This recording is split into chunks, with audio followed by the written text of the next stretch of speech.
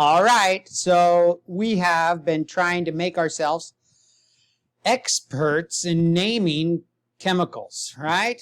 Ionic compounds and ionic compounds that contain transition metals, right? So bringing up our periodic table here, ionic compounds generally are made of ions. They usually will contain a metal unless they have the ammonium ion, right?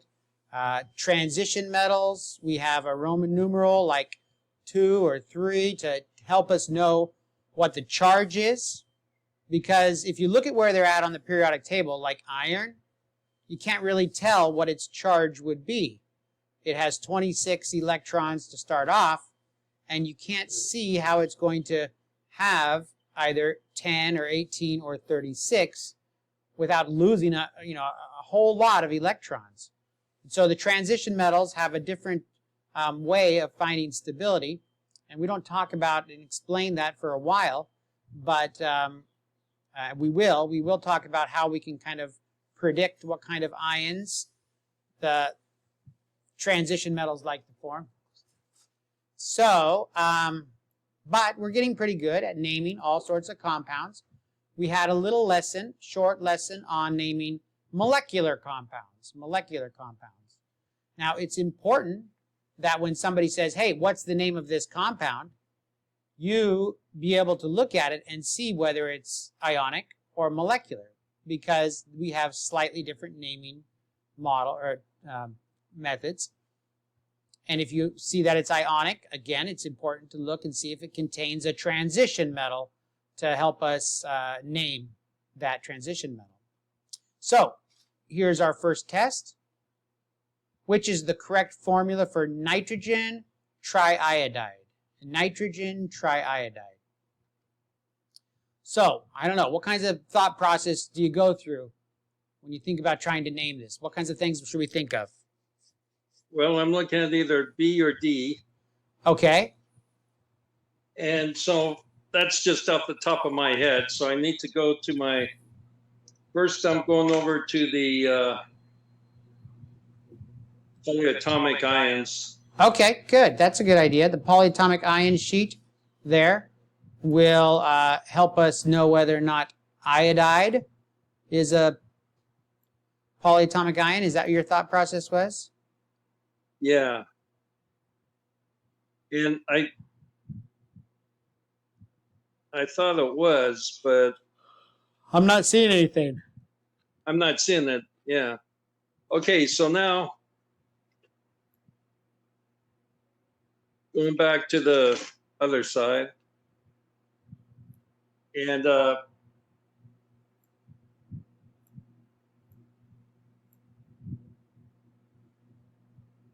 so well, first of all, because it's let's see here, nitrogen triiodide,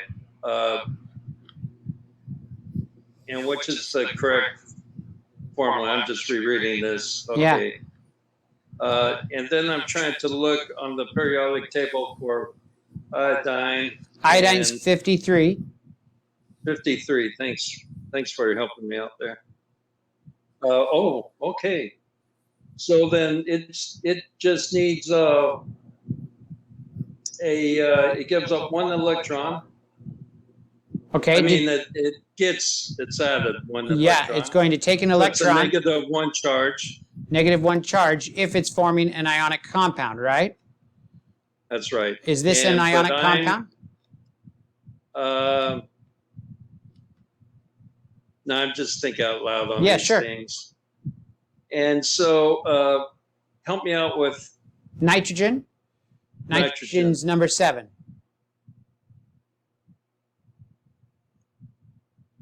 Okay, nitrogen's number, 7, got it. And so it would be, we know that trio is 3. Tri is 3, that's right. And I mean, tri is 3, and iodide is the form of iodine. That's right. Mm-hmm. And so B. B. That's right. Good. So a couple of things that we can use to kind of approach that problem is we can check whether it's a molecular or ionic compound. Do you know, is nitrogen triiodide molecular or ionic? Well, I thought it was. Nitrogen is 7, Yeah. right? And iodine's 53. 7 and 53. I'm still trying to find 53 on here again. Okay. So, no, it's not ionic. It's not ionic, is it? No. So it's molecular. And so, and we could have known that. Well, we know that because we can see that they're both made of nonmetals. And because of that, we should remember that the naming system uses the mono, di, tri, tetra, and so forth. So when we have nitrogen triiodide, they use the tri. That just reminds us that, oh yes, that is the way we name molecular compounds. And like you recognize, the tri corresponds to the iodine. So Ni3 there is our answer. Okay, good work.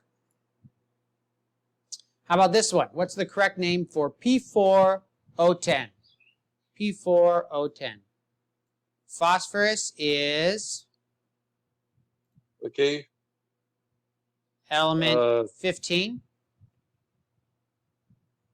And oxygen is Okay. element 8. Okay. So that's also going to be a, and you just said it, what the last one was. What's that one? So it'll be phosphorus, it'll be A. A, phosphorus decoxide. Oh, I'm sorry. No, I have to give more thought here. It's 4. I mean, it's B. B, very good. Tetraphosphorus decoxide. Okay, excellent. Is that a molecular or an ionic compound?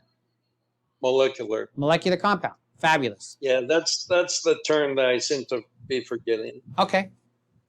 So you remember we had a conversation about kind of where the term molecular comes from. I'm not sure if you remember, but it's kind of like the word modular in that they come around in little packets. Like a modular home is pre-built. It's in one little segment, or it's built in segments, right?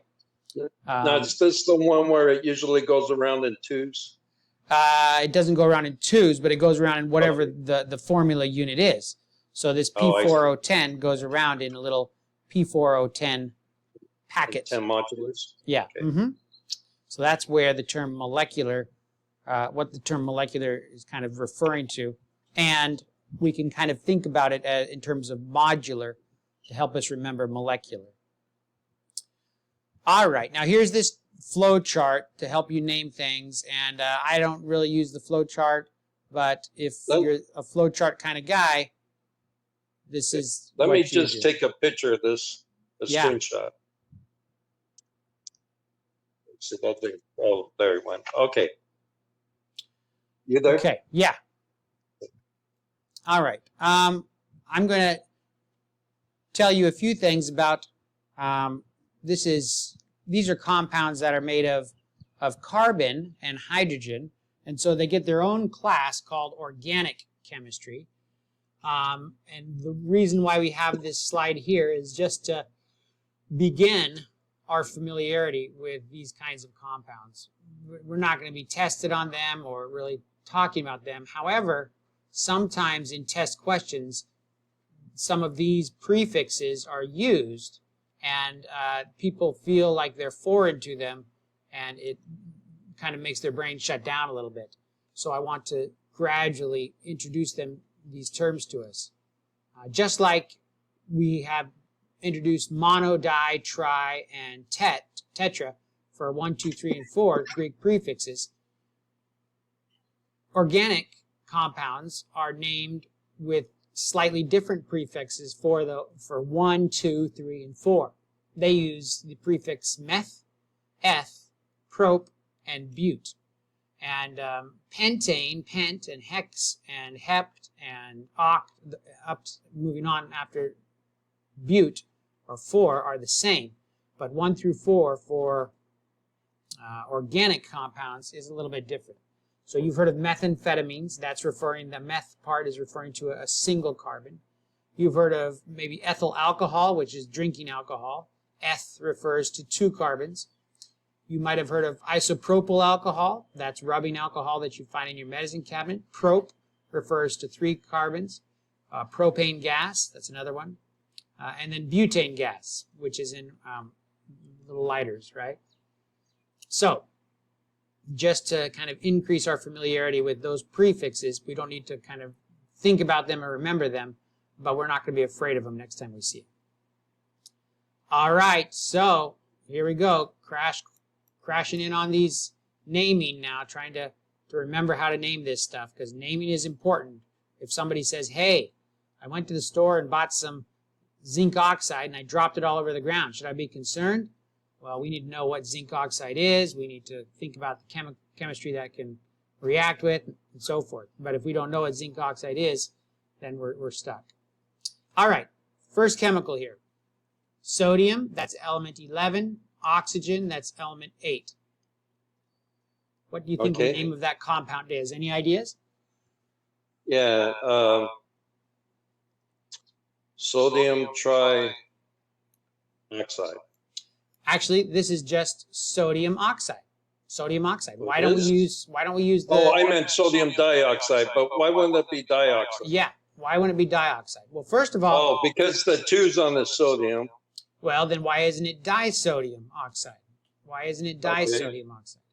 But the answer is because sodium... Oh, because it's a ionic? Yeah, that's right. It's an ionic compound. It's an ionic compound. So we don't use the mono, di, and tri. We don't need to. We don't need to. Yeah, because sodium is a representative element. It's here in this first column. Oxygen is a representative element in the 6th column. There's no other way that sodium and oxygen can come together. So because there's only one way, when we have a compound that contains sodium and oxygen, all we have to say is sodium oxide. No other way. No other way that they can come together. All right, next compound. What is it? Okay. I got to try. Where is K? Yeah, it's number 19. And oxygen is number 8. Okay, so we're looking at a... Okay, and yeah, so this is going to be ionic. That's right, ionic compound, representative elements. So there's no other way that these compounds elements are coming together, right? Right. And I don't know how you pronounce this. Potassium oxide. That's right, potassium oxide. Very good. Okay, this next one here. Oh, yeah. Yeah. Got it. So we're flipping on to the back. Yeah, I think so, right? Our polyatomic ion chart. Yeah, and NH4, that's our ammonium ion. Good. Ammonium. And the C, is that a ClO3? Is a chlorate ion. Very good. Very good. So the name of the compound? Ammonium chlorate. Very good. Ammonium chlorate. That's it. The one and only. Okay. Next one. Okay, so since I'm here, yeah, I see that the C2H3O2, right, that is acetate. Good. And then we flip this over in Mg. Number 12. Number 12. And that's magnesium. Mm-hmm. So it'd be magnesium acetate. Very good. Magnesium acetate. Very good. Okay, next one. Okay, now let me ask you a question on that one. Yeah.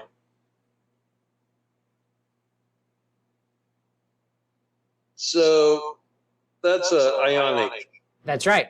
Ionic compound. Magnesium Yeah. is not a transition metal. It's a representative element. It's only going to form a +2 charge. Acetate on the polyatomic ion chart only forms a -1 charge. And so there's no other way that those are going to come together. So we know when somebody says magnesium acetate, there's only one.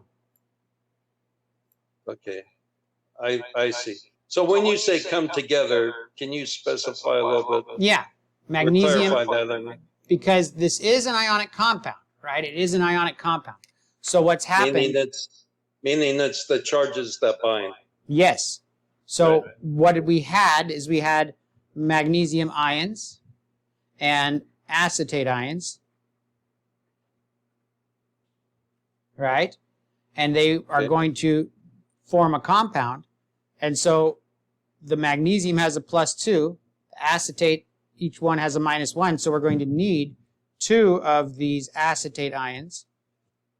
And the resulting formula, I mean, these ions are coming together, forming magnesium C2H3O2, and we need 2 of those, right? 2 of the acetates. Okay. So that's what... Right, to balance out the 2 of the magnesium. That's right. Yep. Okay. Yeah. Okay, so, but I guess I understand that part, but somehow the message got lost on me about it not coming together in the form of a chemical bond because it's an ionic bond, or Well, they are coming together. They're coming together. Magnesium and acetate ions are coming together, and the bond is called an ionic bond. It's not really a single bond. Do you remember how we showed the image of the three-dimensional lattices? Yes. Okay, so all ionic compounds are going to have these three-dimensional lattices, right? So this is our image of our three-dimensional lattice.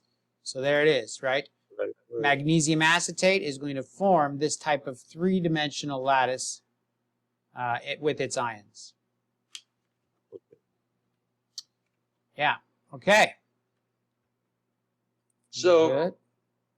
I'm just, as I'm looking at these, right, I can answer the question here, but in my mind, I'm thinking, well, I would be hard pressed if I was to identify what kind of reaction they are, if it's ionic or molecular or what's the third one?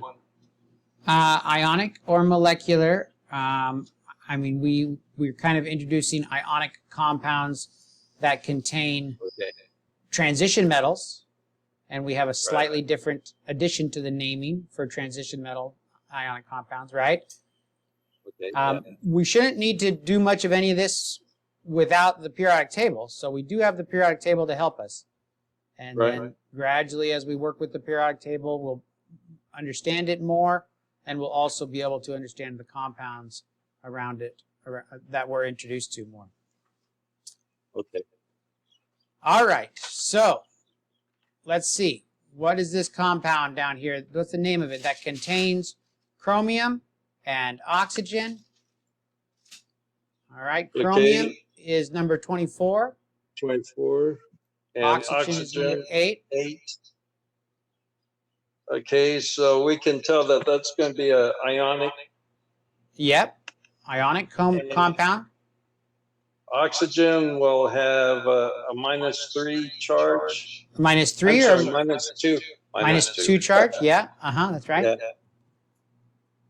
Yeah. Which means that chromium then would have to have a +2 charge. A plus what? I guess we see that down there, huh? I'm just thinking out loud. Okay. No, that doesn't necessarily mean that it has a +2 charge. That means there's there's 2 chromiums, right? Oh. This means there's 2 chromiums for every 3 oxygens. Okay. But chromium, okay, but if oxygen has a -2 charge, yeah, then would chromium have a +2 charge? Well, it tells us that there's... because it's got balance out. I see what you're saying. There's 3 oxygens. Each one you said has a -2 charge. And there's 2 chromiums. That's what the chemical formula told us, Cr2O3. So what is the charge on the chromiums? Okay, so we crisscross. Uh-huh. And so we get the Cr2O3. But they want to know the name, and that's chromium oxide. It's chromium oxide, but we do have to give a little more information because chromium is a transition metal. So we need to put on there. Chromium dioxide? No, we don't use the di. It's just the 1, the 2, the 3, the 4, right? The number, the Roman numeral. Oh, right. Chromium 2. Chromium 2 oxide. So you're saying the Roman 2, Roman numeral 2. So you're saying that each of these chromiums has a +2 charge? Is that what you're saying?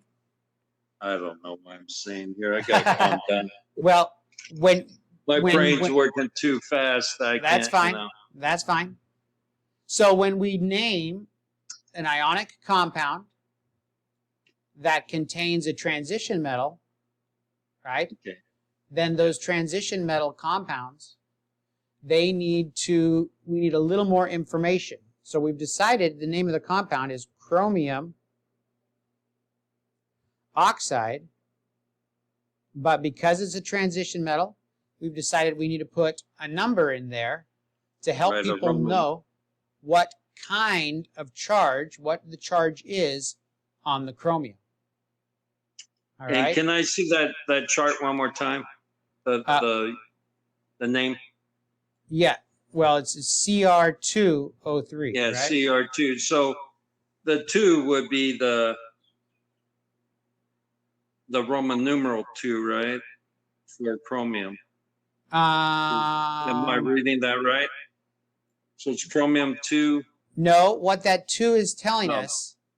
I guess I need you to teach me here. Yeah. So let's look at Cr2O3 and talk about what that means, all right? Okay. Cr2O3. When we see Cr2O3, and you know this already, all that's telling us is that I have 2 chromiums and 3 oxygens. Right? That's what the Cr2O3 is telling us. Do you agree with that? Is that clear? Yes, yes. Okay.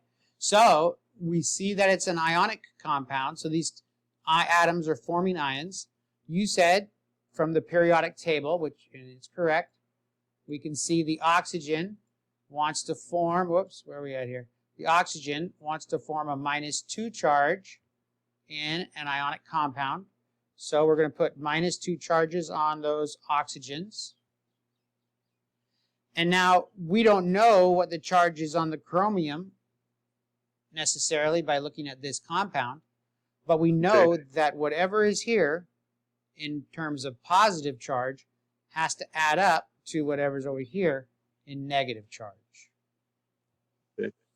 Okay? So what? If we put a +2 here and a +2 here, will that add up to our negative charges? No. No. What do we need to put here instead? 3. A +3. Very good. So that is what this Cr2O3 allowed us to do. It allowed us to know, okay, there's 2 chromiums for every 3 oxygens.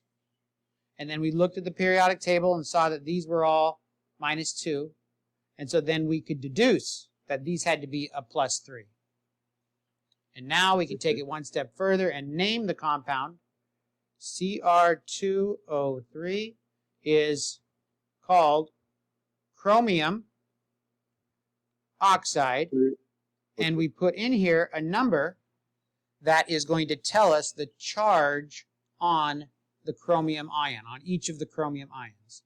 And that is the 3. So this is chromium 3 oxide. Okay. Does that make sense at all? Yeah, and we only do this because it's a transition metal. That's right. Transition metal in an ionic compound. Okay, got it. Very good. Okay. Next one here. ZnBr2. Okay, that's zinc Uh-huh. bromide. That's right, zinc bromide. So let's write down Yeah. our zinc bromide.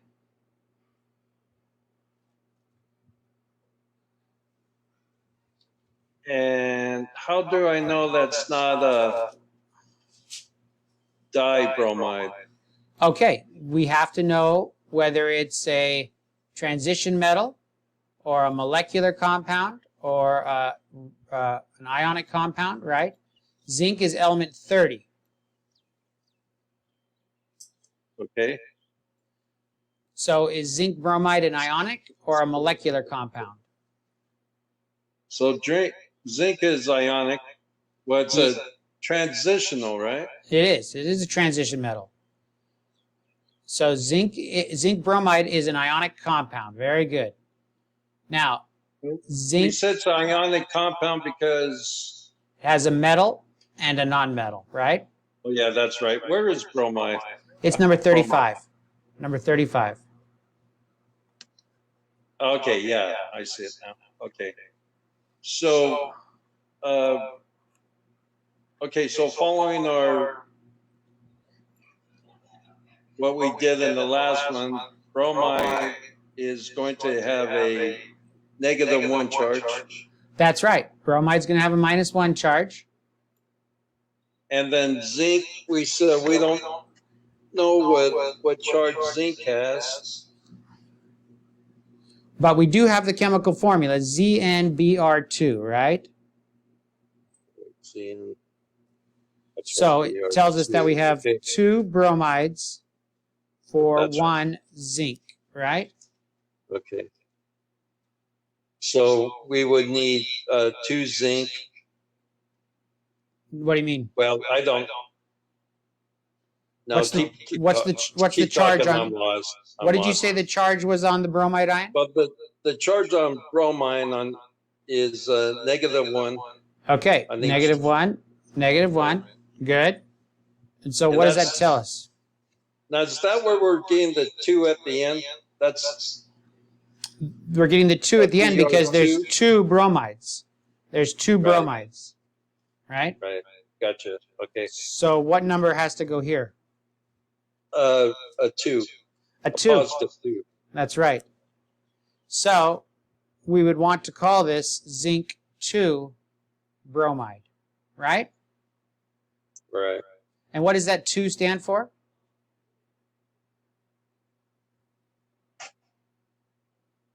That 2 is telling us what the charge is, charge is on, or when do we have to put a number in there? How do we know whether or not we have to put a number in there? Well, that's why I was just trying to recall. If it's a transition metal. If it's a transition metal, right? Okay. Right.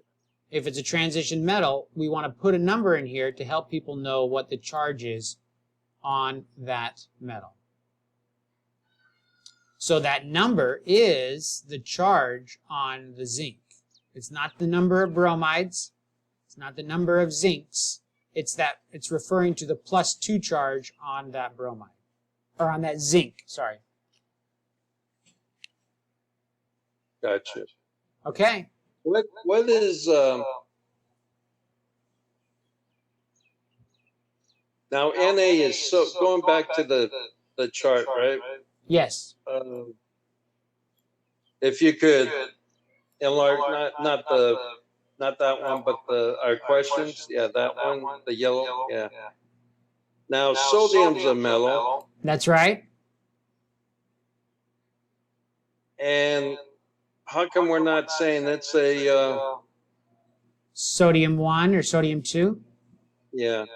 Yeah, because it's not a transition metal. The blue box here are our transition metals. Sodium is over here. Where? Over here, number 11. Oh, over there in the ionic. Yeah.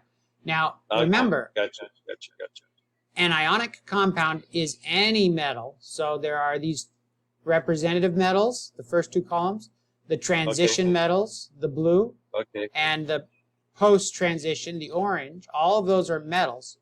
So anytime they're in a compound, it's going to be in an ionic compound. An ionic, okay. Yeah.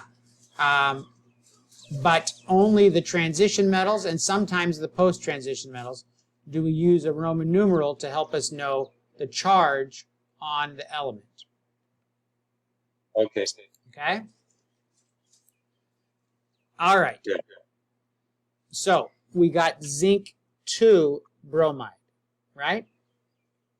Right. Now I'm going to throw one more excruciatingly painful wrinkle into this.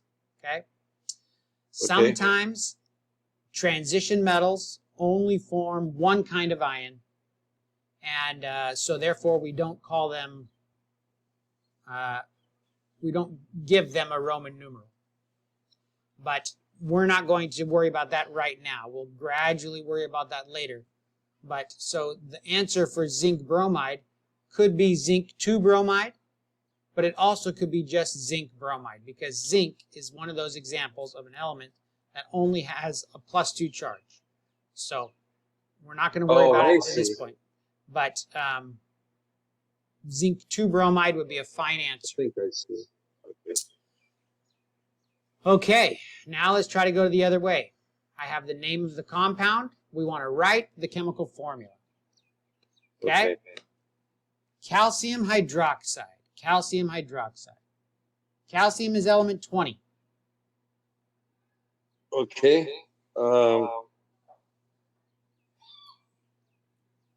So Ca, Uh-huh. and then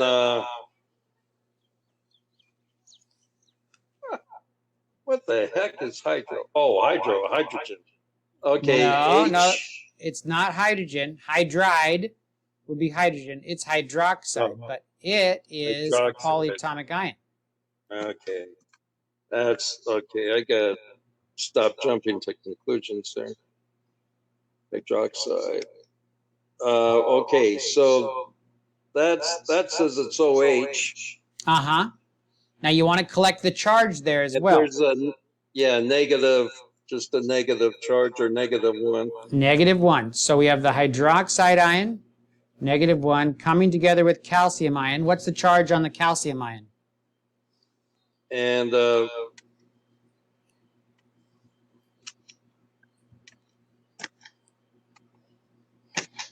Calcium is element 20, so what's its charge going to be? yeah. Okay, so its charge is going to be a +2. +2. Very good. So then, what am I going to need to do to balance these? Well, normally I thought we would just, won't we just cross? Yeah, that's right. That's right. That would, okay. So we need 2 hydroxide ions is what you're saying, right? Right. So we can go CaOH. We put that in parentheses because it's a polyatomic ion, and then we write 2 there. Okay. Got it? Yeah. Okay. Good. So just the polyatomic ions get the parentheses. That's right. That's right. Right. Just the polyatomic ions. And why aren't they in parentheses on the back? Well, because there's only one of them every time, right? Right. It's just one ion, and the charge is there too. Gotcha. Okay. All right. Next compound, copper 2 chloride. What's the chemical formula for copper 2 chloride? Okay, copper. That's element 29. Thank you. Okay, and chloride, that's on the back. 17. Element 17. Yeah, but I think, oh no, that's chlorate and chloride. Okay, never mind. Very good. That's important to pay attention to. Chlorate and chlorite are polyatomic ions, but this one is chloride. So, yeah, that's chloride. Okay, so Getting back to that, that's, I'm sorry, what number was Copper, copper 29. again? 29. Okay, so Cu, Yep. and then chloride is,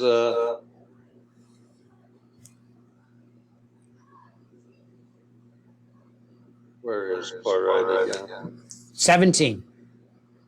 17, okay. Oh, man, I should know that. Okay, oh, you already put down Cl, okay. Yeah, we got Cu and Cl. And we know that that has a -1 charge. Very good. Chloride ion has a -1 charge. Now, do we know what the charge on the copper is? No. We don't, because why is it we don't know? Because it's a transition metal. Very good. Too bad they didn't have a way in the name to tell us what the charge was, right? Oh, it's that a clue? What's the name of the compound again? Okay, so it's a copper. We're going to have a Roman numeral in there, huh? Yeah, do you see it? Can you read that? Copper. Yeah, okay. Yeah, we see it's a copper 2 chloride, right? Copper 2 chloride. So what is that 2 referring to? Yeah, the 2's going to be down there at the base, right? No, it's the what? What is that 2 telling us? It's the charge, isn't it? Yeah, it's telling us that the copper has a +2. Yeah. All right. So the chemical formula must be what? Cu. Cu, well, just Cu and then Cl2. Very good. I need 2 of these chloride ions for every one of the copper ions. Okay. Excellent. So CuCl2, copper 2 chloride. Now don't forget that that 2 doesn't refer to 2 chlorides. It's referring to the +2 charge on the chloride, right? Charge. Yeah. Okay, ammonium phosphate. Okay. Are you getting familiar with ammonium yet? Well, yeah. What's ammonium? That's on the back, so that's NH4. Yeah, very good. NH4. And it has a positive charge. Very good. Very good. So I'm going to write that information down. NH4 with a positive charge. Now, phosphate is also back here, and it's PH4. PO4? I mean, yeah, I'm sorry, PO4. Uh-huh. What's its charge?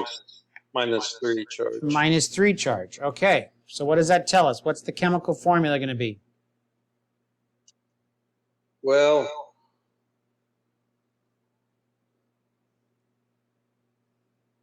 we know we have to have 3 of the NH4. Yeah. 3 of the NH4 pluses. Very good. And so I guess we could write that, well, let's see, I don't know. NH4. Yeah. Oh, yeah. And then 3 outside. There we go. That's right.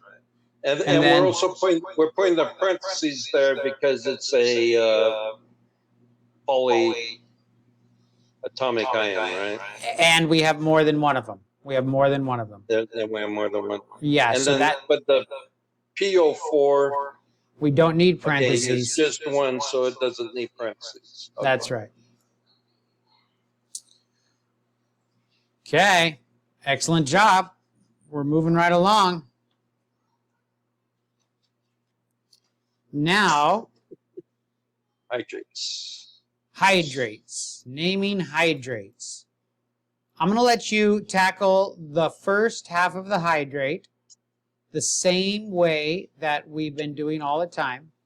And then we're going to talk about the second half of the hydrate, and I'll help you name that after you name the first half of the hydrate, okay?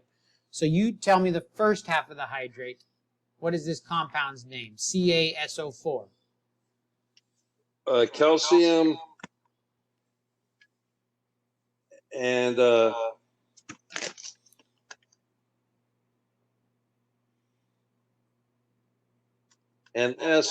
What is SO?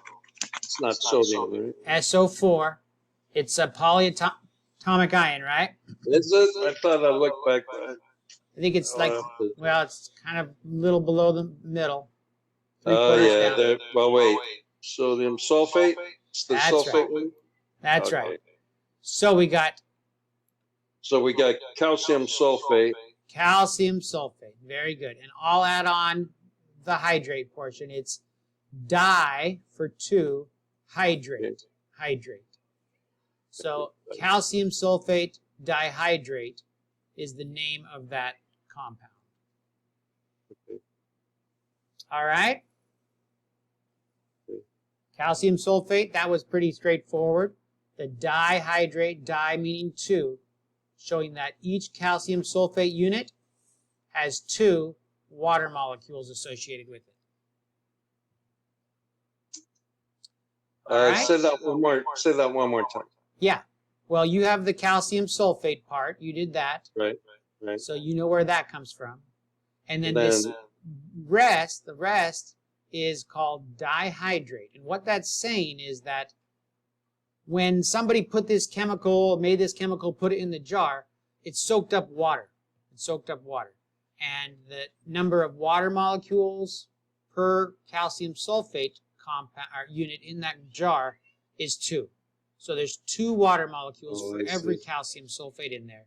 And so they write it this way, CaSO4, big dot, 2 H2O, and the name is calcium sulfate di for the 2 in front of the water, and then hydrate. And so this goes back to our earlier lectures in the very beginning, right? When That's we were right. talking That's about right. how water sometimes gets in, and so they write it like this, right? That's right. That's right. And we're just we're talking how to name it now. We talked a little bit about how to name hydrates a long time ago, but this is the more official opportunity to learn it. Okay. Okay, so you name the first half and maybe the second half, or maybe I'll do the second half this time. Okay, let's see. Tell me the first half. CO, element 27. 27. Yeah, it's cobalt, Very good. Cobalt. and Cl is the chlor. Let's see. 30 or 17? 17, yeah. 17. Yeah. Right. Okay. So What do we got to name it? well, we're going to name it cobalt chloride.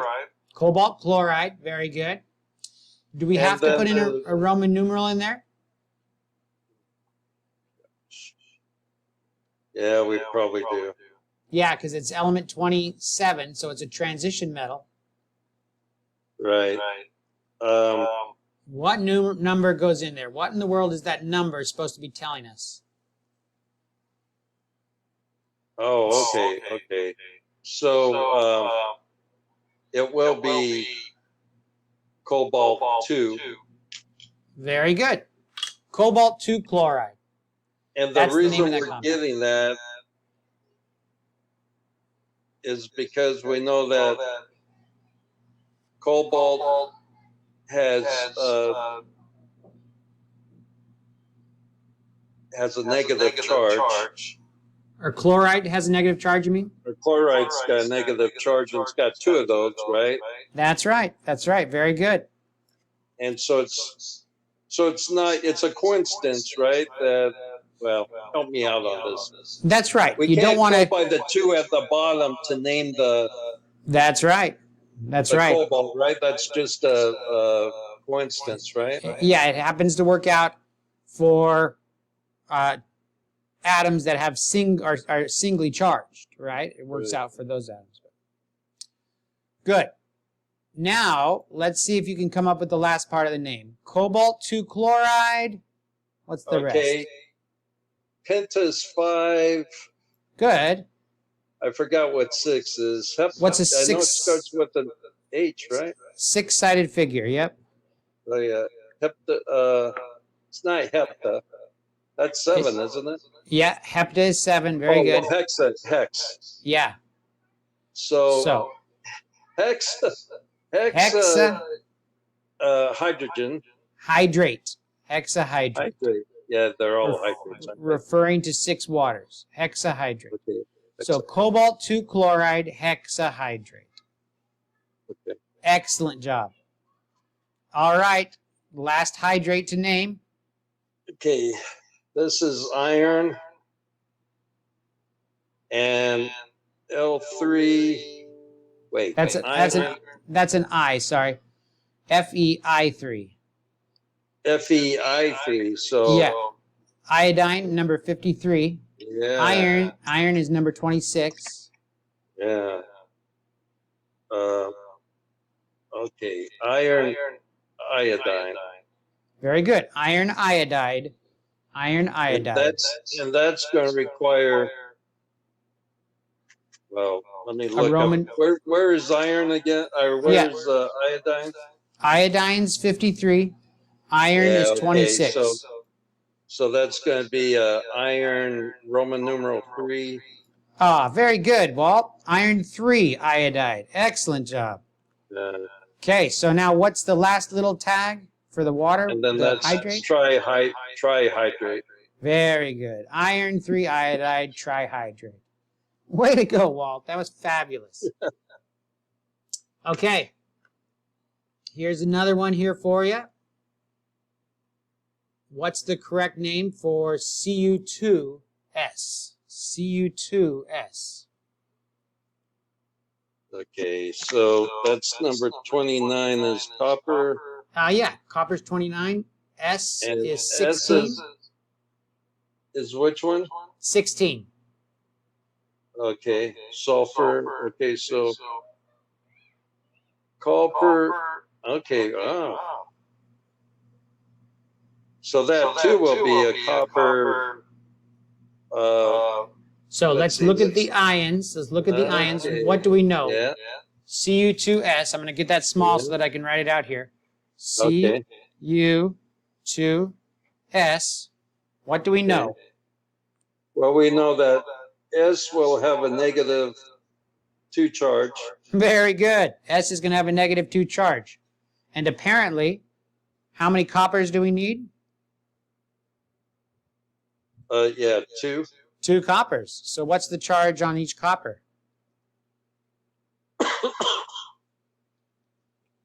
A positive 1. Very good. Positive 1. So, knowing that, do any of these names stand out? Yeah, B. B, copper 2 sulfide? Yes. Because that 2 is telling us what? What's the 2 telling us? It's telling us that it's referring to the charges. The charge on the copper. We need 2 charge. Yeah, right. No, it's referring to the charge on each copper. The charge on each copper. What is the charge on this copper? Positive. It's a positive 1, though, right? Positive 1. So it's not copper 2, it's copper 1. It's not? It's copper 1. Oh, that's a tricky one. Okay, so it's... Okay, now I got to process this all over again. Just why I thought I had this. The 2 isn't... I mean, the copper doesn't have a plus 2 charge, does it? It just has a plus 1 charge. Plus 1. Right? So... Right. Remember that Roman numeral is helpful for us because if I said, hey, I bought you some copper sulfide, you'd have to say, well, what kind of copper sulfide? Does the copper have a plus 2 charge or does the copper have a plus 1 charge? Right? Right. And so I could facilitate that conversation by saying, I bought you some copper 1 sulfide. And then you know what to say after I say that? Thank you. That's right. You say thank you. So Okay, good job. let me kind of process this again. If I can repeat it, it kind of helps my learning. Sure. So yeah, if you could enlarge that yellow Yeah. box again. And so we see that on the copper, the 2 at the bottom that's referring to the how many coppers we have, Uh-huh. right? Yeah. Well, the 2 at the bottom? Yeah. Oh, this 2 right here. Yeah. Yeah. That 2 is referring to how many coppers we have. That's right. Okay. And so because we know that the sulfide or Sulfide. That's right. has a negative 2 charge, Right. and they have and we have to balance it out, Right. right? And Yep. so this is a balanced equation here, Balanced chemical formula. Right. right? Uh-huh. Yeah. Thank you.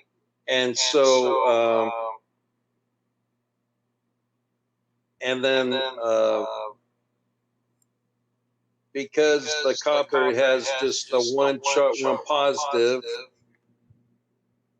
that's why it's referred to as copper 1, right? Because it's just like you said, has one charge, That's right. right? So it's Each copper has a 1. +1 charge, and that's why we call it copper 1. Now, when we look at these, right? Yeah? When we look at copper 1, copper 2, there's no negative, so we always know that that's a positive charge then, right? Copper 1 and copper 2? Yeah, when they're written like this, we know that copper 2 has a 2+ charge. The copper in the copper 2 has a 2+ charge. That's right. And there's no negative charge, right? Metals don't have negative charges. They only lose electrons. Somehow I missed that concept. So metals are always positive charges. Yeah.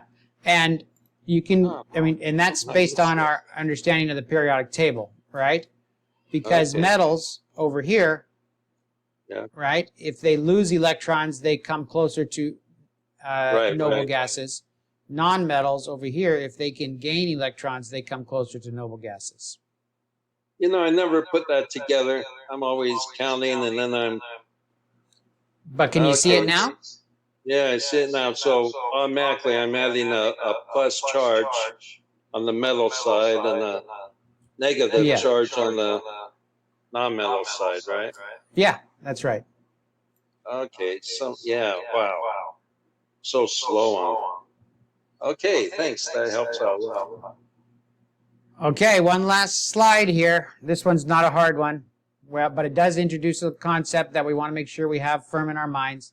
But I think you already understand it. The correct formula for ammonium sulfate. Ammonium sulfate, okay. H4, yeah. Sulfide plus sulfur. Okay, now,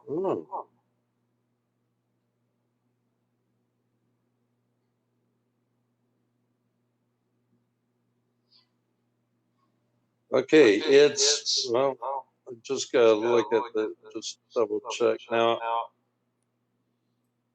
it's A. A?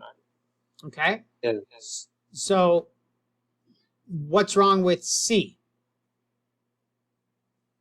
Well, okay. What's wrong with C?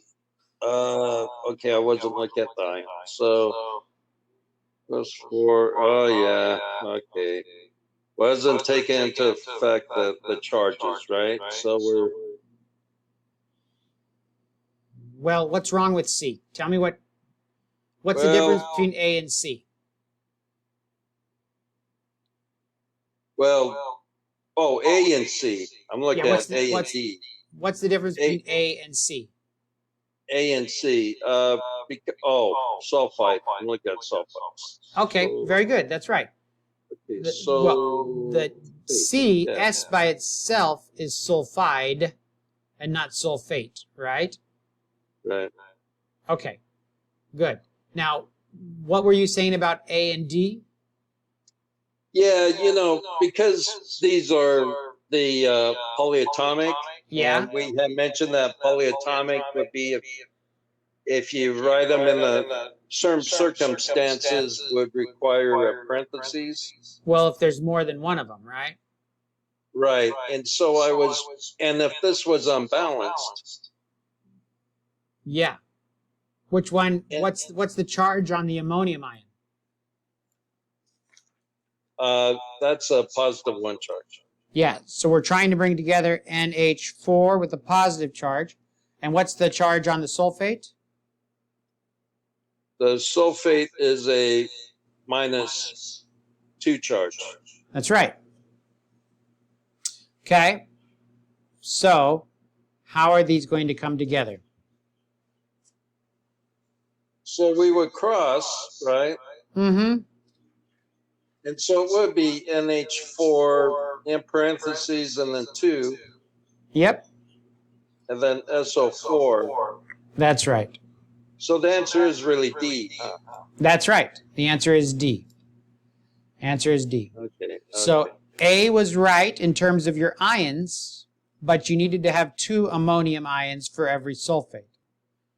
B was right for the ammonium, and you did have 2 of them, but that's not a sulfate ion. That's a sulfide ion, right?